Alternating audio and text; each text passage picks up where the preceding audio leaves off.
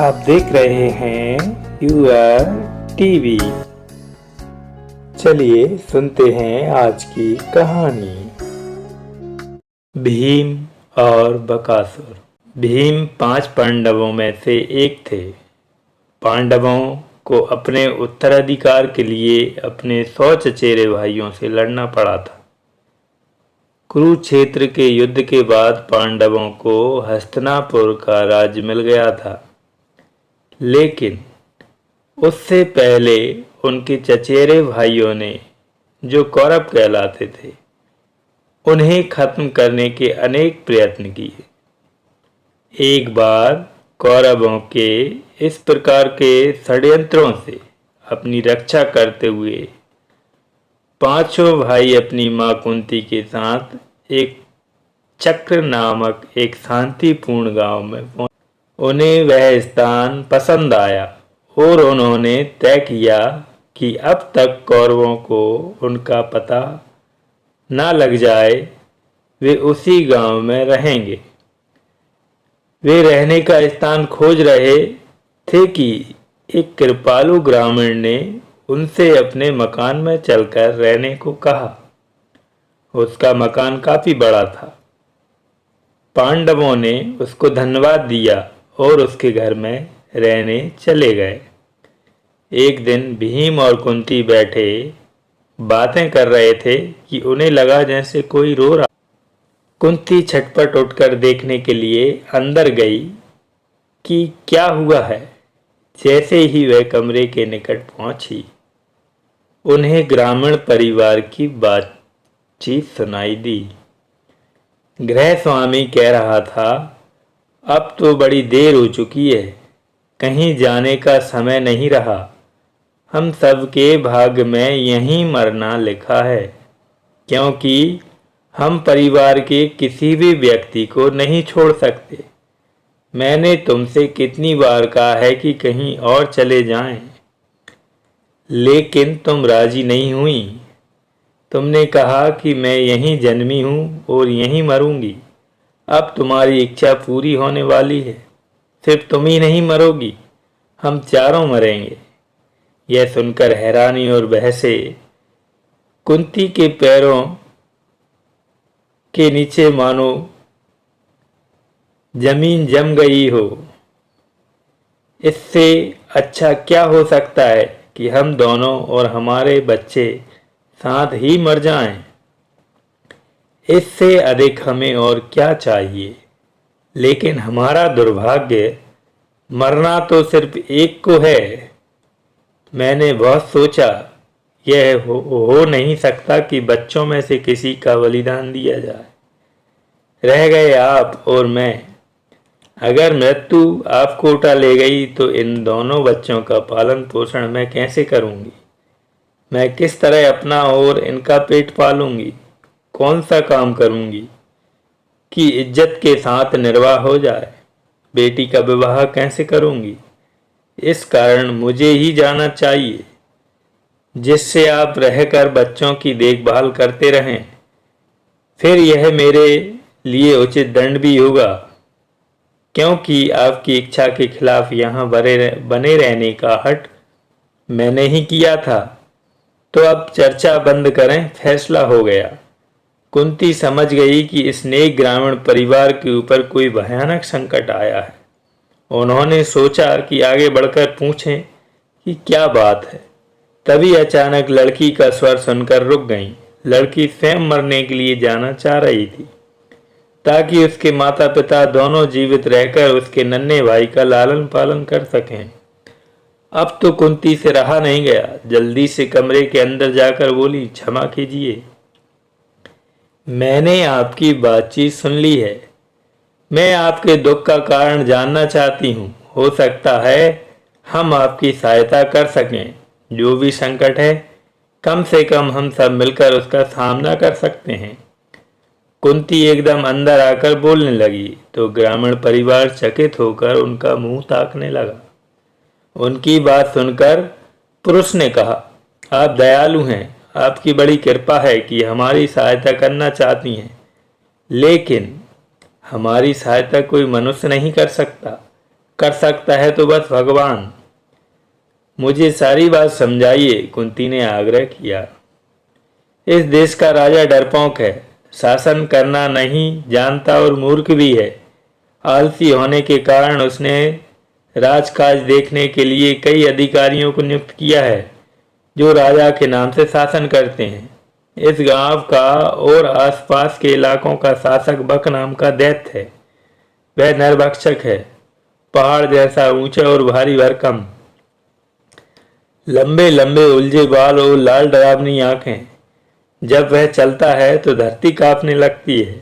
जब वह गरजता है तो आकाश में चिड़ियां डर के मारे तितर बितर होकर उड़ जाती हैं। हमें प्रतिदिन एक गाड़ी भरकर भात, 2 भैंसें और एक आदमी उसके खाने के लिए भेजना पड़ता है। ना भेजें तो हमारी खैर नहीं। इसलिए हम सबने फैसला किया था कि बारी बारी एक परिवार से एक व्यक्ति दैत्य का भोजन बनने के लिए भेजा जाए। कल हमारे परिवार की बारी है। हम 4 हैं। हम यही तय करने की कोशिश कर रहे हैं कि कल हम में से किसका बलिदान किया जाए। इस विचित्र और भयानक कहानी को सुनकर कुंती अवाक रह गई, लेकिन उन्होंने मन में संकल्प कर लिया कि ग्रामीण परिवार की सहायता अवश्य करेंगी। बहुत सोचकर उन्होंने एक फैसला किया। अगर आप स्वीकार करें तो मैं एक सुझाव दूं। हम अवश्य आपकी बात मानेंगे। हम लोग तो इतने परेशान हैं कि कुछ भी सूझता ही नहीं। तो सुनिए, कुंती ने कहा, आपका एक ही पुत्र है और वह भी अभी बच्चा है। मेरे 5 जवान तगड़े बेटे हैं। उनमें से एक कल भात की गाड़ी और भैंसें लेकर राक्षस के पास चला जाए। ग्रामीण ने अपने कानों पर दोनों हाथ रख लिए, मानो कुंती ने जो कहा उसे सुनना भी पाप हो। देवी, आपकी बात को मैं सुन भी नहीं सकता। उसे मानना तो दूर, अपनी रक्षा करने के लिए आपके पुत्र के बलिदान की बात सोचना भी पाप है। कुंती ने बड़ी कठिनाई से ग्रामीण को शांत किया। फिर उसको समझाने लगी। गर्व से मुस्कुराकर बोली, आप मेरे पुत्रों को नहीं जानते। मैं खास तौर से अपने मंझले पुत्र के बारे में सोच रही थी। मैं भी उसको उतना ही प्यार करती हूँ जितना आप अपने बेटे को, लेकिन राक्षसों से लड़ने का उसे खूब अभ्यास है। उसका भी डील डोल राक्षसों जैसा ही है और चाल तो हवा की तरह तेज है। मेरी बात मानिए, मेरे बेटे को बकासुर के पास जाने दीजिए। यह कहकर कुंती अपने कमरे में वापस चली गई। उन्होंने अपने पुत्रों को बकासुर के बारे में बताया और कहा कि वह उनमें से एक को राक्षस के पास भेजने का वादा कर आई है। भीम ने हंसकर कहा, मैं जाऊंगा माँ, मैं ही इस काम के लिए ठीक हूँ, पक्का समझो। दूसरे दिन भीम ने बकासुर का भोजन जुटाया और खुशी खुशी जंगल की ओर चल पड़ा जहाँ राक्षस रहता था। बकासुर अपने घर से देख रहा था गाड़ी बांध की ऊंचाई, उसके विशाल शरीर, उसकी बलिष्ठ भुजाएं और चौड़ी छाती को देखकर उसने संतोष से सिर हिलाया। हाँ, आज खाने में मजा आएगा। लेकिन दूसरे ही क्षण उसकी भौहें तन गईं। भैंसें कहाँ हैं? अगले ही क्षण उसने भीम को जो करते देखा उससे उसका आश्चर्य क्रोध में बदल गया। भीम ने जमीन पर केले का बड़ा सा पत्ता बिछाया और आराम से बैठ गया। फिर बहुत बड़े बेलचे से गाड़ी में से खाना निकाल कर पत्तल पर रखने लगा। राक्षस के देखते देखते भात, तरकारी और दूसरी चीजें तेजी से भीम के अथाह सुरंग जैसे पेट में पहुंचने लगी। क्रोध के मारे राक्षस पागल सा हो गया।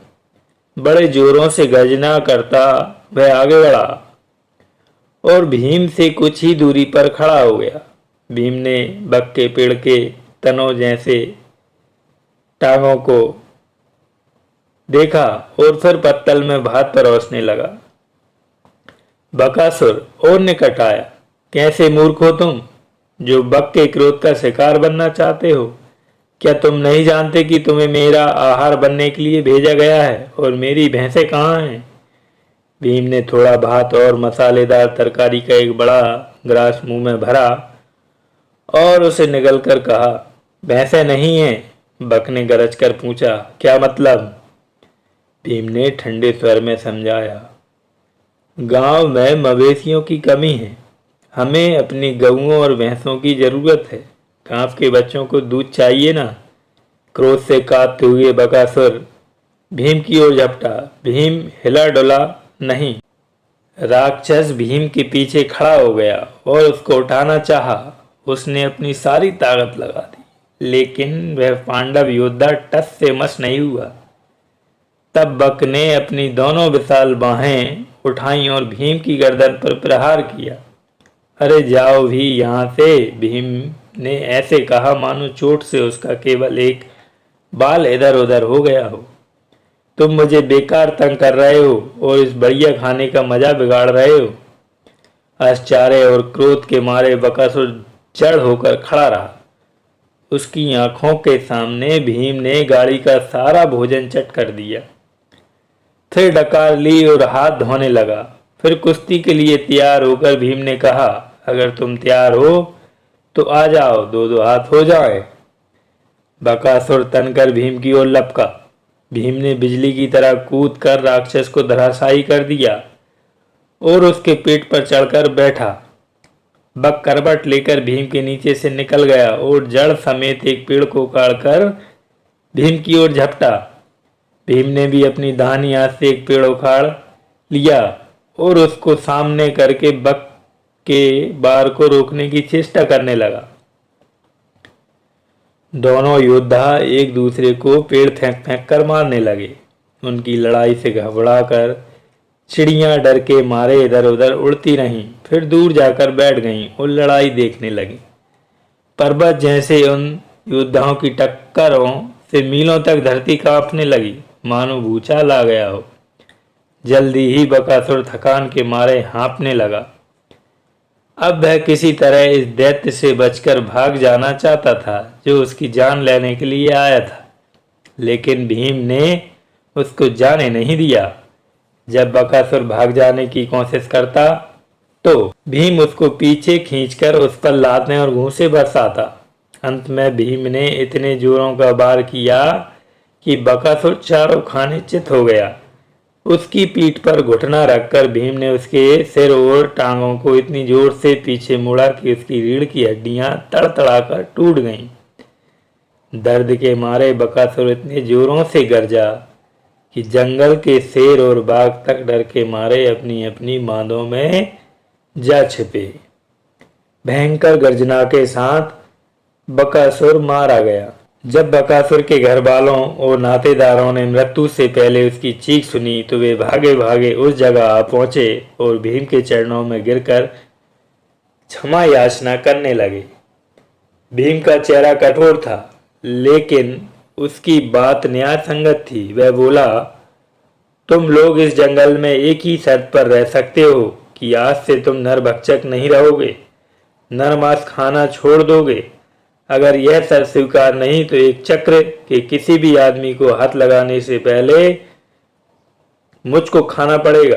दैत्य परिवार की हर स्त्री और बच्चे ने कसम खाई कि वे नर मांस खाना बिल्कुल छोड़ देंगे। भीम ने बकासुर के मृत शरीर को खींचकर गांव के बाहर छोड़ दिया। फिर वह अपनी माता को यह शुभ समाचार सुनाने चल दिया।